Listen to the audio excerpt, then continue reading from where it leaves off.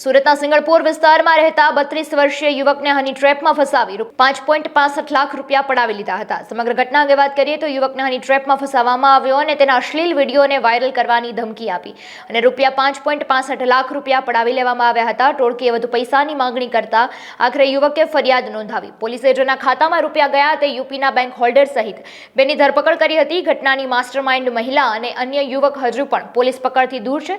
તે બાબતે પોલીસે તપાસના ચક્રો ગતિમાન કર્યા છે. સેક્સટોર્શન પ્રકારના જે સાયબર ફ્રોડ છે તેઓનું પ્રમાણ વધતું જઈ રહ્યું છે, જે અનુસંધાને સુરત સિટી પોલીસ વધુ સક્રિય રહીને આ પ્રકારના જે ગુનાઓમાં લોકો જે ભોગ બને છે તેને ન્યાય અપાવવા અનુસંધાને કડક કાર્યવાહીના ભાગરૂપે એક સુરતના જ એક ફરિયાદીને ઓનલાઈન ફેસબુક ઉપર એક અજાણી વ્યક્તિની મહિલાની ફ્રેન્ડ રિક્વેસ્ટ આવેલી.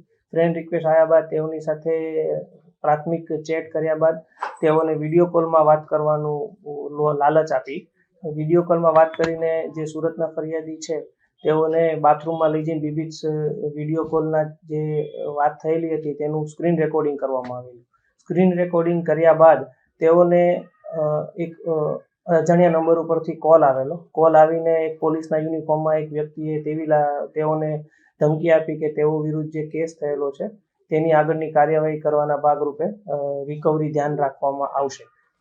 ત્યારબાદ એક અન્ય અજાણ્યા નંબર ઉપરથી કોલ આવ્યો, જેઓ પોતાની ઓળખ યુટ્યુબના સંચાલક તરીકે આપીને ભારતમાં યુટ્યુબ સંભાળનાર જે વિડીયો છે તેઓનો વિડીયો યુટ્યુબ ઉપરથી ડિલીટ કરાવવાના ધમકી આપીને અલગ અલગ ડિલીટ કરાવવા બાબતે 5,65,499 રૂપિયા સુરતના ફરિયાદી પાસેથી લઈ લીધા.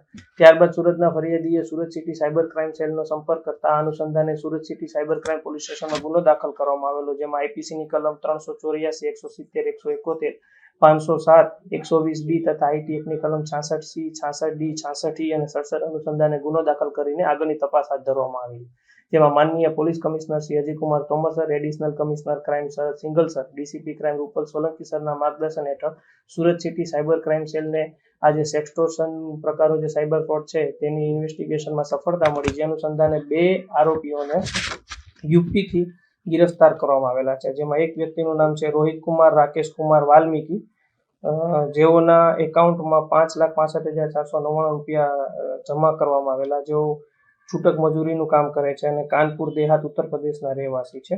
બીજા વ્યક્તિ છે સન્ની કુમાર અંતુ મદારી વાલ્મીકી, તેઓ પણ કાનપુર દેહાત ઉત્તર પ્રદેશના રહેવાસી છે. આ બંને આરોપીની ગિરફ્તારી કરીને આગળની તપાસ સુરત સિટી સાયબર ક્રાઇમ સેલે ધરી છે, જેમાં તે પણ ધ્યાન રાખવામાં આવશે કે આ જે આરોપીઓ છે તેના વિરુદ્ધ અન્ય પણ ભારતમાં જો કોઈ ગુના હશે તો જે લોકલ પોલીસનો સંપર્ક કરીને ગુના દાખલ કરાવવામાં આવશે.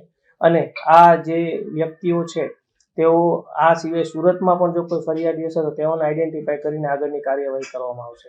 સુરત સિટી સાયબર ક્રાઇમ સેલની નમ્ર અપીલ છે કે જ્યારે આજના યુગમાં સેક્સટોર્શન પ્રકારના સાયબર ફ્રોડ જે વધવા લાગ્યા છે તેઓનો ભોગ ન બનવા માટે બેઝિક અમુક ટિપ્સનું પાલન કરે, જેમાં સોશિયલ મીડિયામાં કોઈ અન્ય વ્યક્તિની ફ્રેન્ડ રિક્વેસ્ટ આવે, ખાસ કરીને મહિલાની, તો તેઓને એક્સેપ્ટ કરવાનું ટાળે.